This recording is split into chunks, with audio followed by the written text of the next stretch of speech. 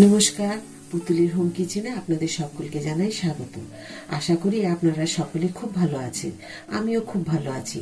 আজকে আপনাদের তৈরি করে দেখাবো নলেন গুড়ের মন্ডা। কিভাবে তৈরি করতে হয় বাড়িতে খুব সহজে। শেষ পর্যন্ত ভিডিওটা কিন্তু দেখবেন, তা নাহলে কিন্তু ছোট্টখাটো যে টিপসগুলো থাকবে আপনারা সেইগুলো না দেখলে কিন্তু তৈরি করতে পারবেন না। তখন হয়তো বলবেন যে কেন হলো না সেই রকম। আমি নিয়ে এসেছি 1 লিটার দুধ, তো দুটো হাফ লিটারের প্যাকেট, দুটো নিয়ে নিয়েছি দেখুন। তো সেই জন্য আমি এখন এটাকে ছানা তৈরি করে নেবো। দুধটা ফুটে যাক। ফুটে গেছে। আমি দেখুন একটা কাপের মধ্যে 2 ঢাকা ভিনিগার আর কিছুটা জল দিয়ে আমি রেখেছি। এখন এটাকে আমি একটু একটু করে দুবারে দিয়ে দেব। দিয়ে কিন্তু একদমই হাতা দেব না, শুধু ছেড়ে দেব। বাকিটুকু যে আছে সেটাও দিয়ে দেব। গ্যাসের ফ্লেমটা একদম কমিয়ে দিই। দেখুন ছানা কি সুন্দর কেটে গেছে। তো ছানা কাটা আপনারা সকলেই জানেন, কিন্তু এটা একটা জিনিস জেনে রাখুন, এটা আমার মায়ের থেকে শোনা, যে ছানা সঙ্গে সঙ্গে তৈরি করে ছেঁকে না নিয়ে যদি 10 থেকে 15 মিনিট পরে এটাকে ছাকা যায় বা আধ ঘন্টা পর, তো হাতে সময় না থাকলে 10 মিনিট কি 15 মিনিট রাখলেই হবে। তবে মনে হয় যেন ছানার পরিমাণটা একটুখানি বেশি হয়েছে। তো এটা আমার মায়ের থেকে শোনা, তো আমি সেটাই ফলো করি। তো আমি 10-15 মিনিট রেখে দেবো। আর এটা আপনাদের সাথেও আমি ভাগ করে নিলাম এই কথাটা, যে আপনারাও এইভাবে রেখে দেখবেন। যদি কি মনে হলো আমাকে একটু কমেন্ট করে জানাবেন। তো থাক না, 10 মিনিট কি আছে, ঢাকা দিয়ে রেখে দিলাম। দেখুন ছানা কিন্তু আমি খুব ভালো করে, যেহেতু ভিনেগার দিয়ে কাটিয়েছি ছানাটাকে, সেই জন্য আমি খুব ভালো করে ধুয়ে নিয়েছি। ধুয়ে দেখুন বেশি জল ঝরাবো না বা কোনো চাপা দেব না। এইটুকু যে জল বেরিয়ে গেল, এরপরেই আমি যেটুকু কাজ করার করব। এখানে 250 গ্রাম ছানা আছে, তা আমি দিয়ে দেব 4 চামচ চিনি।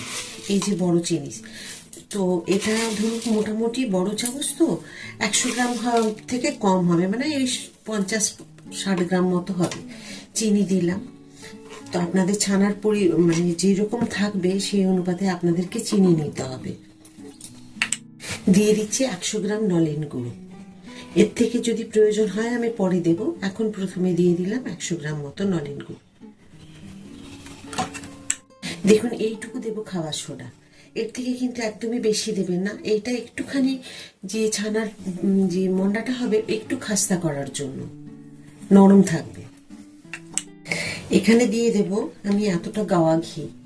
অবশ্যই এটা দেবেন, আর যদি চান, আর যদি না চান তো নাও দিতে পারেন।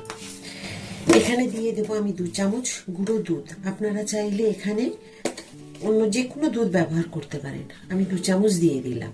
এবার এগুলোকে সুন্দর করে হাতে আমি মাখিয়ে নেব। খুব ভালো করে মাখিয়ে নিতে হবে, অন্তত 5 থেকে 7 মিনিট খুব ভালো করে মাখাতে হবে।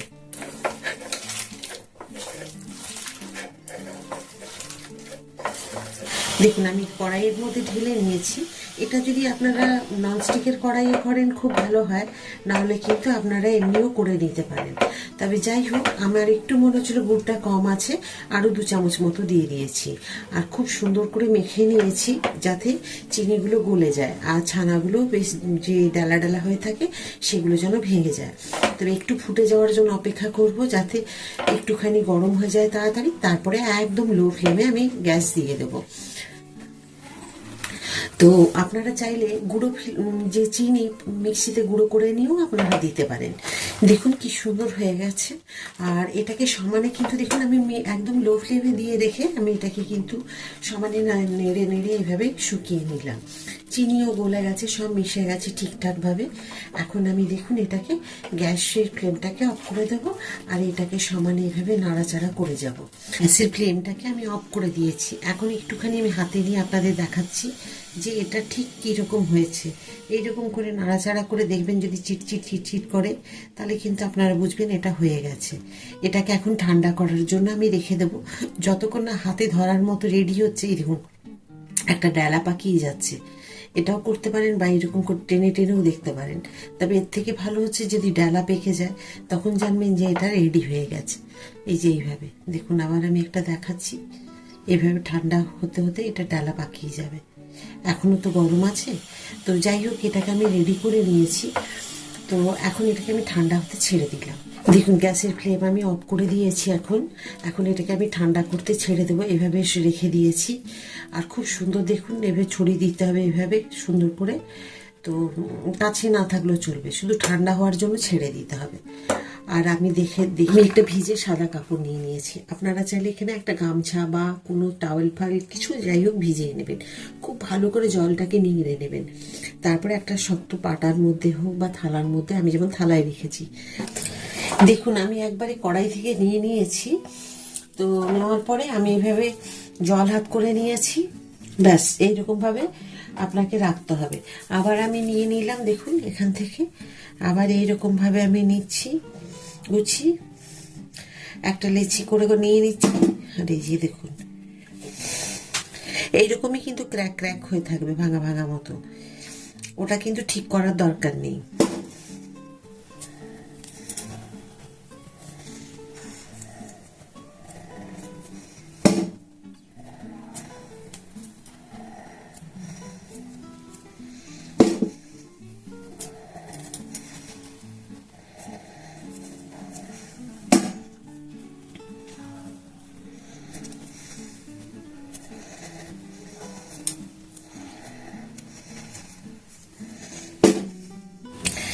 দেখুন যেগুলো আমি করেছি এর থেকেও বেশি হয়েছিল, কিন্তু তুলে তুলে খেয়ে নেওয়া হয়েছে, এতটাই সুন্দর হয়েছে। আর কত সহজেও দেখুন উঠে আসছে। এইরকম এক একটা জোড়া জোড়া করে দিতে হবে। যেমন এটা একটু বড় হয়ে গেছে, তো এর সাথে এইটা দিতে হবে। খুবই সুন্দর হয়েছে। এরকম জোড়া জোড়া করে দিলেই ব্যাস। দেখুন এগুলো কিন্তু দোকানে আমরা কিনে খাই, একবার বাড়িতে আমার মতো করে তৈরি করে নেবেন। তো কেমন লাগলো আজকে আপনাদের এই মন্ডার ভিডিও? যদি আপনাদের ভালো লেগে থাকে অবশ্যই কিন্তু মনে করে প্লিজ লাইক, শেয়ার আর সাবস্ক্রাইব করতে একদম ভুলবেন না। আপনাদের কাছে আমি নতুন নতুন ভিডিও নিয়ে চলে আসবো, নিত্য নতুন রান্না নিয়ে। তো সেই রকমই আপনারা আমাকে সমস্ত কিছু রান্নাগুলো দেখার জন্য বেল আইকনটাকে প্রেস করে রাখবেন, তাহলে সবার প্রথমে আপনাদের কাছে আমার ভিডিওগুলো চলে আসবে। তো দেখুন এইরকম ভাবে আমি তৈরি করে নিয়েছি। আশা করি আপনাদের কাছে মন্ডার ভিডিওটা খুব ভালো লেগেছে। পুরো ভিডিওটা দেখার জন্য আপনাদেরকে অসংখ্য ধন্যবাদ। এইভাবেই আমার সাথে থাকবেন। আর প্লিজ লাইক, সাবস্ক্রাইব আর শেয়ার করতে একদম ভুলবেন না। আবার একটা নতুন ভিডিওতে আপনাদের সাথে আমার দেখা হবে। সবাই খুব ভালো থাকুন। এই বলে আজকের ভিডিওটা এখানে আমি শেষ করছি। নমস্কার।